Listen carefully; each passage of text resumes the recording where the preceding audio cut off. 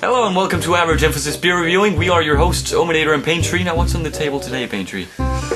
A beer from a brewery we've had some experiences with, and actually just one, if you've... Yes, one. Though I'd say that counted for multiple. My taste buds, my brain, my soul, among others. But this one is the slightly innuendo-filled named Trashy Blonde, and yeah. And it's relatively low alcohol. I think it's 4.1% alcohol, so there's bound to be some... The very transparent innuendo aside, I mean, if normal sexual innuendo is, a slight tap on the head, this is a sledgehammer. I mean... And the attitude is probably terrible, as always. As always. You really should just leave it alone.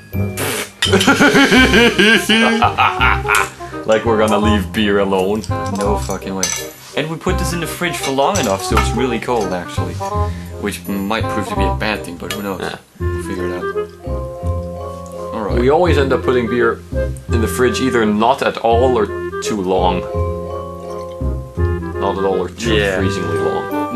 No, we usually actually put them in the fridge, but they only sit there for 5 minutes, so they only get a couple degrees cooler, if that at all. Here we've had, between putting this in the fridge and now, we've had 2 beers, gone shopping, cooked, eaten, garbage food of course, but watched some anime, that kind of stuff. Alright, so it looks like a Pilsner unfiltered, so it's nice and cloudy. Delicious. Very clear yellow color. Yeah, very yellow color. There's not much to it besides that. It's yellow and it's unfiltered. Sniff. Fruity. It's very... Or again, the fruity hit might be because we, unfortunately, we rarely can be arsed to wash our glasses, and we usually partake of certain other beverages out of those glasses. Yes, there is some of that left, but I think the beer also has it's quite some fruitiness. Yeah. Indeed. And there's a bit of that old chocolate and syrup thing of the other. I can't smell that. There's definitely an earthier tone to it than just fruit. It smells a little bit, what do you say, wine gum, kind of. You are unfortunately right. Yeah, I don't know if that's a bad thing though. We'll figure it out. If it tastes really artificial and bad, well, let's try it.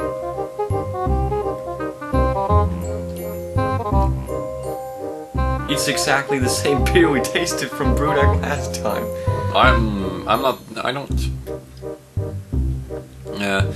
It's lighter. It's definitely lighter. It's not as hard to drink, but it's the same fucking taste. Yeah, it's slightly more modulated and slightly softer, but it does have a bitter, quite a lot of bitterness to it. The whole wine gum thing, not really there. Not as much when you taste it. But it's fruity. It's still fruity in that really gravel sense. It's so weird. But I like how they put less alcohol in it. I think this one definitely tastes better than the 5 AM Saint. Because it's not basically... It doesn't steamroll your taste buds. Yeah, it's not like drinking from a jerry can. It's not... That's always a plus, that a beer is not like drinking from a jerry can. Yeah, you gotta do quite some stuff to make your beer taste like that, but yeah. It's not bad, but I don't really... It's the same with the 5 AM Saint. I don't know, it tastes like... Same, I mean... It tastes like it's 2 tries of, where the goal was the same. Yeah, maybe the malt was a little bit more roasted in the 5 AM Saint and the like, but this is, I mean, if the name is anything to go by, I can see where they came from with the name, because it looks like a Trashy Blonde. Yeah, it's yellow and it's cloudy. It's trashy, and it tastes like gravel. I don't know how that's. It's the kind of just like a washed out bleach blonde Dutch hooker. It's kind of like what you use to keep yourself company at 3 AM in a worn down flat when you have an ashtray beside you that's the size of a rowboat. It's sad. It's a sad beer. This beer tastes like that ashtray. Yeah. It's a not, sad. not in a really bad sense. Not- It's not even a bad beer. It's not. It's No, just. it tastes sad. It's It's an emo beer. yeah, it's a loser beer. No, it's the whole hipster over again. The Yeah. whole hipster thing. There's a Just bit of like- hipster over it, but it's more. To fully enjoy this, you need to live in an inner city flat that you've purposely left unpainted and without tapestry. Sleep on a mattress on the floor. Never shave. Smoke like a chimney and constantly write poetry on a typewriter. That was quite the judgment. Oh well, no problem with that though, because I agree mostly. Yeah. Because either a hipster smokes expensive cigarettes and drinks cheap beer, or smokes cheap cigarettes and drinks expensive beer. Yeah. Have you ever thought of that? I mean, they smoke Lucky Strikes and drink Pabst Blue Ribbon normally. And I can imagine vividly that if a hipster drinks this, he probably smokes LA or L&M's or like I wouldn't be surprised. Yeah. kind of the death sticks that some of our friends smoke.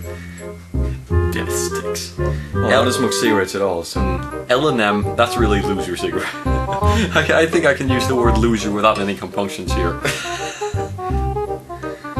So what do winners smoke then, so to speak? Winners sounds Cigarillos or pipe or cigars. Though cigars is But, a bit intense. But of cigarettes, if you smoke cigarettes, what is a winner cigarette? I don't think. I mean, it's not a loser cigarette, but it's not a winner cigarette either. Camel is the first I think of. Lucky Strikes are too pretentious. How about Yellow Kings? Yeah, Yellow Kings. I was thinking about it. Like, a lot of my friends smoke Yellow Kings, and those are the type of people who just they just want the most nicotine out of their cigarette, and they know that they're just smoking it for the kick, and who cares? Yellow Kings is something you smoke when you're. If you smoke Yellow Kings and are, then you're probably about. If you're not a teenager, then you're probably about good 40 years old and have a comfortable job and the like. Yeah. Have the aforementioned dash straight the size of a rowboat, but I mean, if any kind of cigarettes are winner cigarettes, Yellow Kings. How about Blue Kings? I don't actually know what the difference is, but I've seen some people smoke them too. Yeah, generally Kings are they're too rustic to attract the hipsters because the hipsters are too sensitive to take the taste. They want menthol cigarettes. Oh no! I used to smoke those, man. Oh jeez. It's just because it actually stops tasting of menthol completely after you smoke them for a bit. I mean, then they're. I don't want to try that. I'm sticking to my pipe. Go down and buy you a pack. Betray the universe. The universe will collapse on itself the day I smoke a cigarette. Not even a menthol cigarette, just a cigarette. Yeah, just a cigarette. No, unless it's a home rolled with tobacco from some exotic place that is like just high quality. And not Salsian's coffin nails. I mean, that completely summarizes how much he stuffs them full of tobacco. He smokes home-rolled cigarettes with the most demonic, devilish black lung tobacco out there. Samson Black. And smokes too many of them, too fast, too often. Pretty much.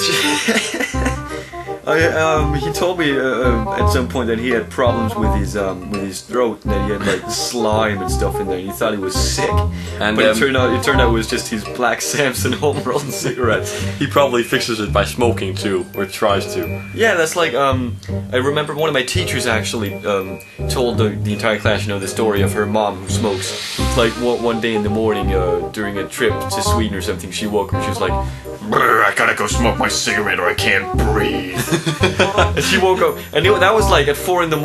or something. That's nuts when you wake up from a nice night's sleep to smoke a cigarette so you can... I have to go out and get my coffin nails into my system. I mean, not like we're against cigarettes or anything. I smoke when I get the chance. I just don't want to shell out the money. Fair enough. I mean, it's like... So you're not addicted to it, you just enjoy the nicotine kick, I suppose. Yeah, it's kind of like... a lot of people talk about how hard it is to quit smoking. I mean, it's a bit ago since I smoked, actually. But... and it wasn't much either, but it was still pretty for a period, pretty much.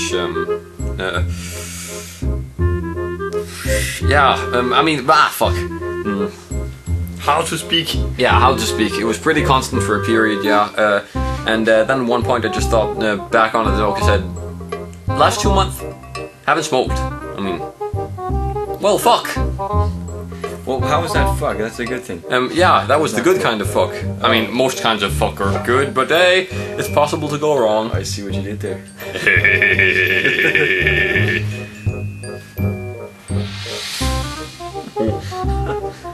Alright. So it's not like we're against cigarettes, but Salsion really does smoke too much. Yeah, and he started smoking very, very suddenly, like poof. Then he was a smoker. I mean, when you approach him in class, I mean, I think the description of where would you go is well, I think we'd have to localize quite a lot here because neither Britain or America has anything of the sorts. Well, just think college, and you're pretty much at it. Somewhere between the British idea of college and the American idea of college. It's hard to describe. It's slightly higher level for one's age than American high school. Yes. It goes from about the middle of high school to a little bit further, and the education level is higher. Yeah, but whenever you approach him, he's kind of smothered in a cloud of evil, demonic smoke.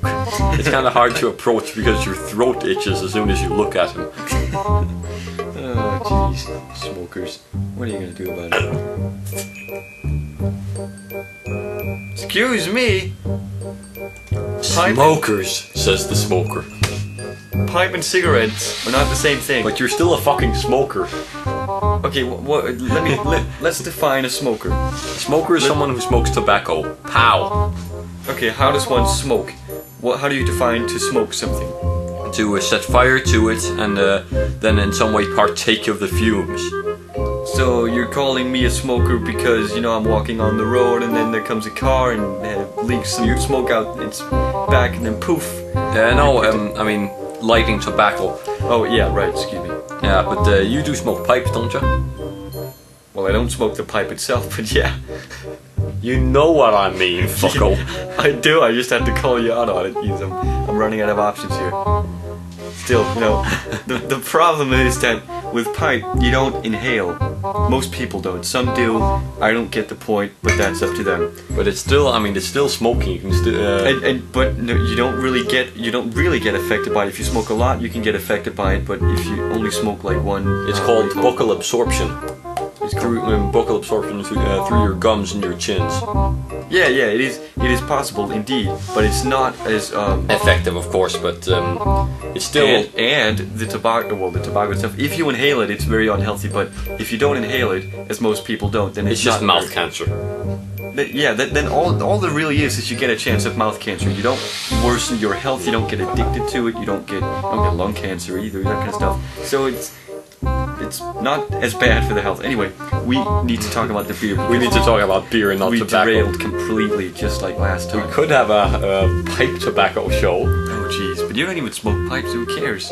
Well, no, it's like I didn't even drink beer really until I started doing this with you. Fair enough. But yeah, well, fuck it. So this is the 5 AM Saint over again on a different track. It's more moderate than the 5 AM Saint. It's not like chewing tarmac. I'd say 55, 55, yeah. It has a little bit of a bitter taste that kinda knocks it a few dozen points down for me. But I like the basic taste itself because it's more discreet than the 5 AM Saint. Yeah, I agree. It's a taste that was brought out too much by for example, the alcohol content in the 5 AM Saint just made it like what do you call it? Like Too much to handle. Yeah, it just kind of foamed up in your mouth and destroyed everything inside. And this is more subtle and it's drinkable. Although I don't like the gravel taste in general, I suppose some people might actually enjoy it.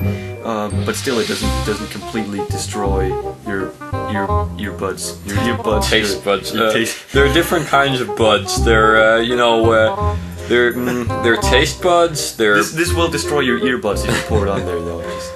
There's one kind of buds, the ones you hang around with, and then there's the other kind of buds, the kind you smoke with your buds. There you go. And then there's taste buds and earbuds. But those are irrelevant. Yes, completely. Well, not to this, but to the other. Whatever. Okay. Whatever. Me, I'll rate this an unusual 48.